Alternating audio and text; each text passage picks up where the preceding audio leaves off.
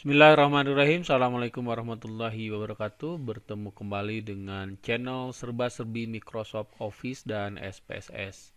Di video pembelajaran kali ini kita masuk ke video kedua, desain penelitian deskriptif komparatif, gitu ya. Di video ini saya akan menjelaskan tentang bagaimana cara menguji normalitas data. Bersama saya Saiful Anwar.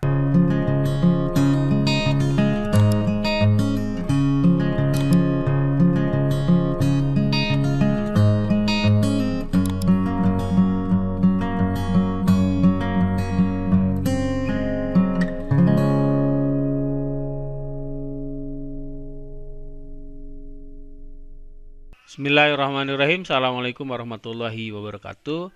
Kita masuk ke video kedua dari penelitian desain penelitian kuantitatif, desain deskriptif komparatif, gitu ya. Seperti yang pernah saya jelaskan, uji normalitas data ini merupakan uji prasyarat yang harus dipenuhi ketika kita akan menggunakan statistik parametrik. Jadi kalau kita mau melakukan analisis statistik dengan statistik parametrik, salah satu yang harus dipenuhi itu adalah bahwa data yang akan kita analisa itu harus berdistribusi normal, gitu. Tapi untuk uji normalitas tergantung datanya dan tergantung jenis penelitiannya. Nah, kalau penelitiannya itu independent sampel, nah yang diuji normalitasnya itu adalah variabelnya, gitu. Sementara kalau paired sampel, sampel yang berpasangan, itu yang diuji itu adalah selisihnya, gitu, selisih di antara kedua itu. Dan kalau umumnya korelasi, terutama regresi, itu yang diuji itu adalah bukan variabelnya tapi residualnya, gitu ya. Jadi jangan lupakan itu. Mari kita langsung menuju file Excel yang akan kita uji normalitas datanya ya. Kita buka file Excelnya. Ini file Excelnya ya, seperti Anda lihat, itu ada satu variabel ya, variabel motivasi, dan yang kedua variabel ekskul ini sebagai variabel kategori. Ya, dua untuk yang mengikuti, dua untuk yang tidak mengikuti ekskul, satu untuk yang mengikuti ekskul. Sehingga nanti yang Anda kopikan ini ke SPSS ya. Judul skripsinya masih sama ini ya, tentang, jadi kita akan membandingkan perbedaan motivasi belajar antara siswa yang mengikuti ekskul keagamaan dengan yang tidak, gitu ya. Di sini ada sekitar berapa ini ya, 35 siswa yang tidak mengikuti ekskul, dan sisanya dari 60 berarti 25 siswa yang mengikuti ekskul. Oke, sekarang kita ke variabel ke SPSS-nya, kita buat dulu variabelnya ya. Oke, kita buka file SPSS-nya. Nah, baik, ini variabel SPSS-nya ada dua variabel di sini di SPSS. Jadi ini di window data editor ya. Kita buat dua variabel. Pertama variabel motivasi, itu skala pengukurannya scale. Untuk variabel ekskul, skala pengukurannya nominal, dan ini variabel kategori ya. Lalu di value-nya untuk variabel ekskul, kita buat kategorisasi, satu untuk yang mengikuti ekskul, dua untuk yang tidak mengikuti ekskul. Oke, kalau sudah oke.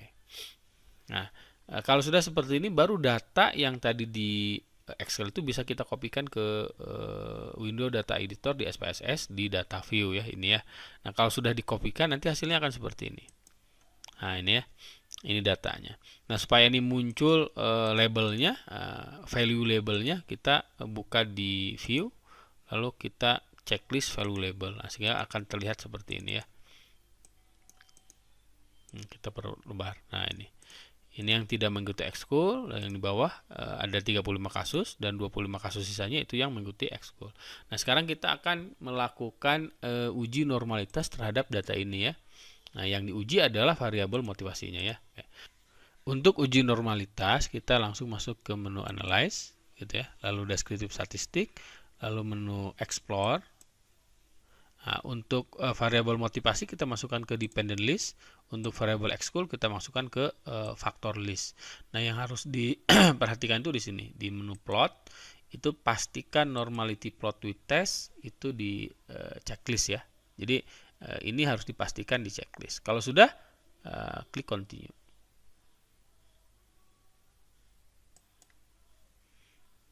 Lalu oke. Nah, kita lihat outputnya seperti apa. Oke, kita perbesar dulu. Nah, ini outputnya Anda lihat kita langsung menuju ke test of normality ya.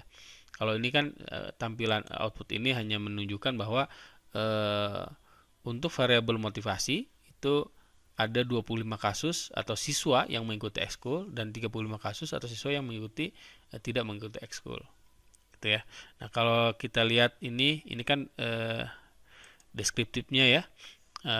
Dari sisi variannya itu untuk yang motivasi siswa yang mengikuti ekskul itu 48, sebenarnya tidak mengikuti ekskul itu 91. Jadi kalau lihat di sini motivasi siswa yang tidak mengikuti ekskul itu lebih bervariasi gitu ya, lebih homogen gitu ya. Lebih heterogen ya, datanya tidak homogen. Oke, nah kita untuk test of normality Anda lihat ini aja. Nah, yang ini ya, tabel ini. Nah, di tabel ini ada dua uji, yaitu Kolmogorov-Smirnov atau yang sudah dikoreksi dengan nilai Lilliport dan Shapiro-Wilks. Sekali lagi, kita harus ngambil yang mana itu tergantung jumlah datanya. Kalau jumlah datanya di atas 50, ada yang mengatakan di atas 30, ya kita pakai Kolmogorov-Smirnov. Tapi kalau di bawah 30 atau di bawah 50, ya paling tidak lah di bawah 50-an datanya itu pakai Shapiro-Wilks. Nah, apa yang harus kita lihat? Kita lihat nilai signifikasinya. Ya, kita lihat nilai signifikasinya. Nah, kalau lihat dari sini yang mengikuti ekskul itu karena datanya lebih dari 50 ya, berarti kita menggunakan Kolmogorov-Smirnov. Nah, yang mengikuti ekskul Anda lihat nilai signifikasinya 0,03. Sementara yang tidak mengikuti ekskul itu 0,71. Berarti kriterianya kalau nilai signifikasi ini lebih besar daripada 0,05 ya, maka datanya normal. Kalau tidak, maka datanya asumsi normalitas tidak terpenuhi. Nah, kalau kita lihat untuk yang mengikuti ekskul itu lebih kecil kan daripada 0,05, berarti ini datanya tidak normal. Sementara untuk yang tidak mengikuti ekskul itu lebih besar daripada 0,05, sehingga ini datanya normal, asumsi normalitas untuk yang ini. Tapi karena ada yang tidak normal datanya, sehingga nanti secara umum asumsi normalitas data tidak bisa terpenuhi gitu ya. Sehingga untuk uji bedanya nanti kita akan menggunakan statistik non parametrik, yaitu uji Mann-Whitney gitu ya. Jadi kesimpulannya berdasarkan hasil test of normality, salah satu data berdistribusi tidak normal, sehingga asumsi normalitas data untuk analisis statistik parametrik tidak bisa dipenuhi, sehingga kita untuk uji bedanya menggunakan statistik non parametrik. Nah, kalau di sini datanya tidak normal, berarti kita tidak perlu melakukan uji homogenitas gitu ya. Jadi tidak perlu dilakukan uji homogenitas karena datanya tidak normal gitu ya. Tapi nanti di video ketiga saya akan menjelaskan tentang uji homogenitas gitu ya. Anggapannya asumsi normalitas terpenuhi. Saya kira itu saja untuk video kedua kali ini. Kita tutup dengan bacaan hamdalah bersama-sama. Alhamdulillahirabbil alamin. Assalamualaikum warahmatullahi wabarakatuh.